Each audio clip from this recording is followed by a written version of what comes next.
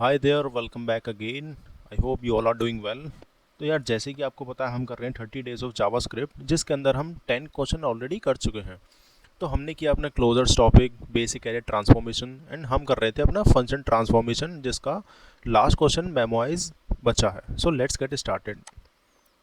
तो हमारे क्वेश्चन का नाम है मेमोइज। तो देखते हैं हमारा क्वेश्चन बेसिकली क्या कह रहा है। Given a function fn, return a memoize version of that function. A memoized function is a function that will never be called twice with same inputs. Instead, it will run a cached value. You can assume there are three possible input functions: sum, fib, and factorial. Sum क्या करता है? Accept two integers a and b and returns a plus b. Fib क्या करेगा? It accept a single integer n and returns 1 if n is less than equals to 1. Otherwise, it will return Fibonacci series. Similarly, factorial accept a single integer n and returns 1 if n is less than equals to 1. Otherwise, it will return factorial. तो आगे बढ़ने से पहले हम समझ लेते हैं कि मेमोराइजेशन क्या होता है। एंड हमें एक यहाँ वर्ड दिखा कि कैश्ड वैल्यू, तो ये कैशिंग क्या होती है और ये मेमोराइजेशन क्या होती है, उसको हम पहले समझ लेते हैं। तो चलते हैं अपने कंपाइलर पर, समझते हैं कि मेमोराइजेशन जावास्क्रिप्ट में क्या होती है। मेमोराइजेशन बेसिकली सिमिलर है डायनेमिक प्रोग्रामिंग के, जो कि आपने डीएसए में पढ़ रखी होगी। एंड अगर आपने नहीं भी किया है तो टेंशन वाली बात नहीं है, I will let you know. तो बेसिकली मेमोराइजेशन का मतलब होता है तो कोड को ऑप्टिमाइज़ करना। फॉर एग्जांपल, हमारे पास कोई फंक्शन है या फिर हमारे पास कोई भी लॉजिक है एंड उसमें एक पैरामीटर पास करते हैं, लेट्स से 4। तो पहली बार हम जो फंक्शन को कॉल करेंगे तो हमें कुछ टाइम लगेगा, फॉर एग्जांपल 5 मिली सेकेंड्स या 6 मिली सेकेंड। लेकिन सेम फंक्शन या सेम पैरामीटर डालकर जब हम उस फंक्शन को दोबारा कॉल करेंगे तो भी वो इतना ही टाइम लेता है, या हो सकता है उससे भी ज़्यादा भी ले लें। तो इससे अपना जो प्रोग्राम है ना, वो थोड़ा सा स्लो हो जाएगा। तो हम यूज़ करते हैं अपना मेमोराइजेशन इन दिस केस। इसको समझने के लिए हम एक फंक्शन बनाते हैं, लेट्स से फंक्शन जिसका नाम है स्क्वायर, जो कि क्या करेगा, एक पैरामीटर लेगा, let's say N, and return कर देगा एन टू एन। इसको मैं करता हूँ कंसोल, और इसके अंदर मैं पैरामीटर डालता हूँ 5। एंड इसका टाइम कैलकुलेट करने के लिए मैं कंसोल करता हूँ कंसोल डॉट टाइम, एंड इसके बाद कंसोल डॉट टाइम एंड। तो ये बेसिकली क्या करेगा, यहाँ अपना जो टाइम है वो कैलकुलेट होना स्टार्ट हो जाएगा, एंड यहाँ पे आके अपना टाइम एंड हो जाएगा, एंड फाइनली जो अपना टाइम होगा वो रिटर्न हो जाएगा। तो एक बार इसको रन करके चेक करते हैं।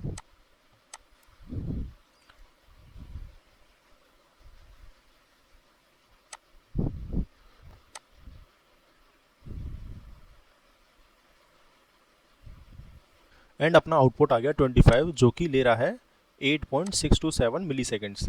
तो मुझे ये टाइम मिल गया। हो सकता है आपको कुछ अलग टाइम मिले, या फिर हम इसको दोबारा रन करेंगे तो हमें कुछ और टाइम मिले।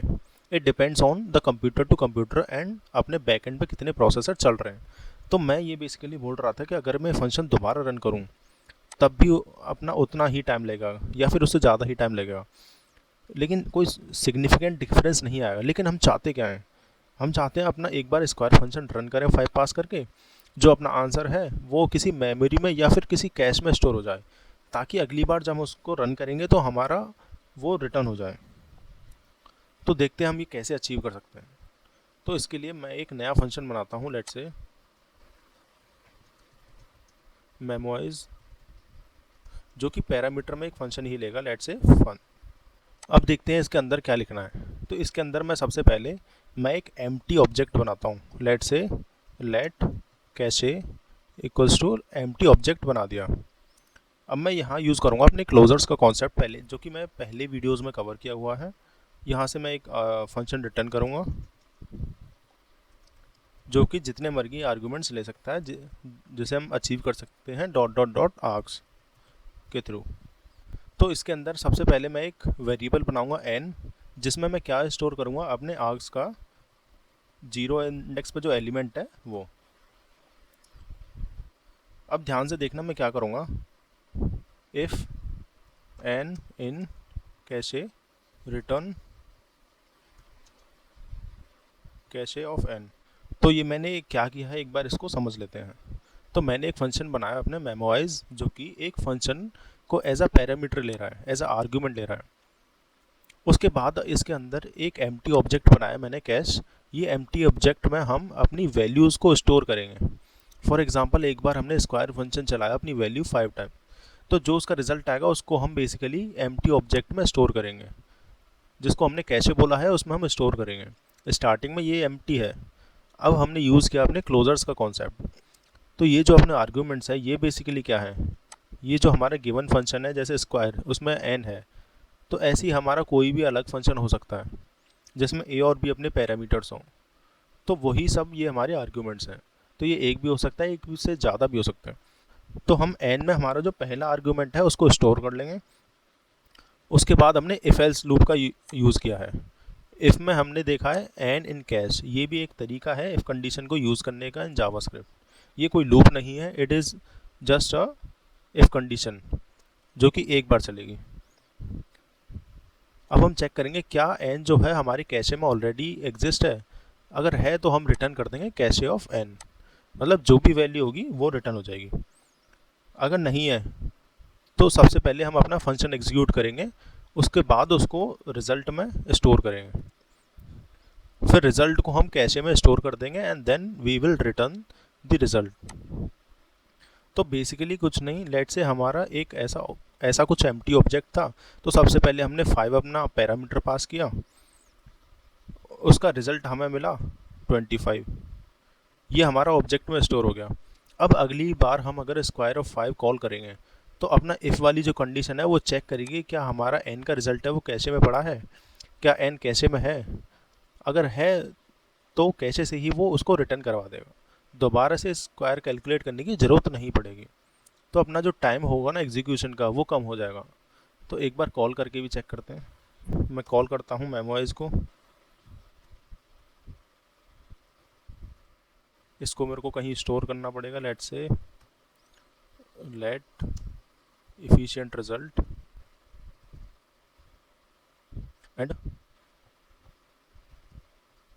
एंड मैं इसको कंसोल करा दूंगा।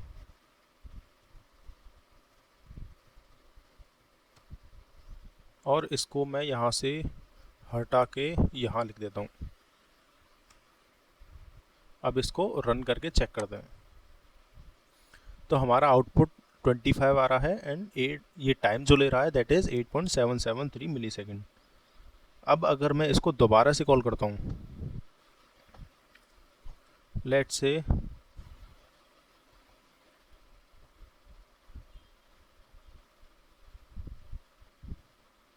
मैं इसको दोबारा कॉल करता हूँ, जैसे कि हमें दिख रहा है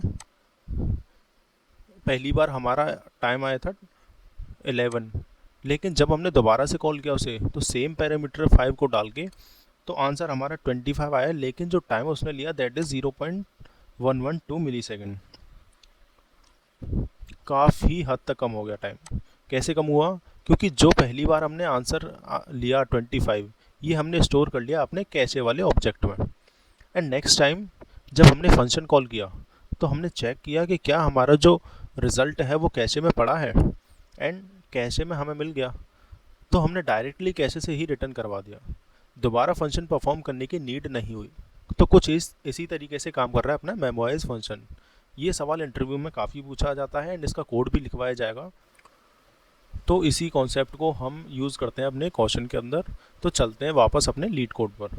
तो हमें ऑलरेडी अपना फंक्शन का टेम्पलेट दिया है। हमारे फंक्शन का नाम है मेमोइज एंड इसके अंदर इंटरनल फंक्शन है जिसके अंदर आर्ग्यूमेंट्स हमारे पास हैं।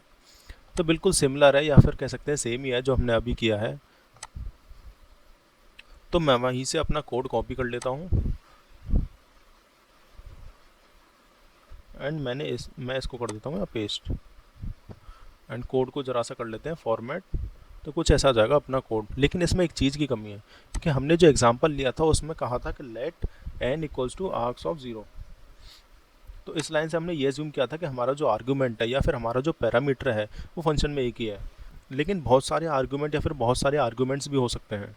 तो उसको कैसे डील करेंगे, तो मैं इस लाइन को कर देता हूँ कमेंट एंड मैं यहाँ लिख देता हूँ let n equals to JSON dot stringify और इसके अंदर डाल देता हूँ आर्क्स।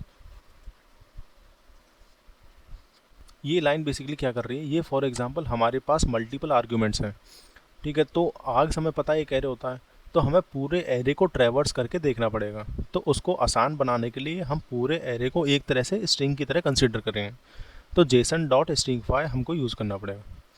तो अब हमें ये भी नीचे भी चेंज करना पड़ेगा।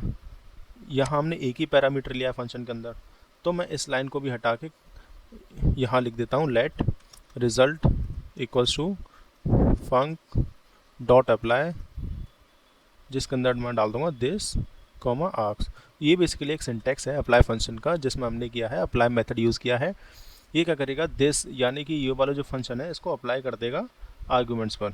तो ये दो चेंज करने से हमारा जो कोड है वो चल जाएगा। इसको रन करके चेक करते हैं, एंड तीनों टेस्ट केसेस के लिए हमारा कोड चल चुका है। इसको एक बार सबमिट करके भी चेक करते हैं, एंड ये अपना कोड सबमिट भी होगा। तो एक बार फिर से देखते हैं हमारा कोड कर क्या रहा है।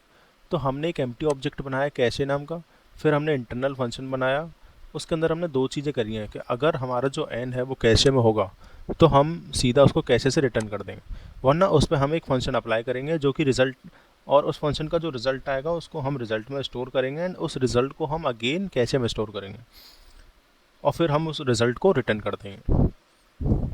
अब हमारे आर्ग्यूमेंट्स मल्टीपल थे, तो हमने यूज़ किया जेसन डॉट स्ट्रिंगिफाई, एंड नीचे हमने अप्लाई मेथड की मदद से हमारे आर्ग्यूमेंट्स पर वो फंक्शन अप्लाई कर दिया।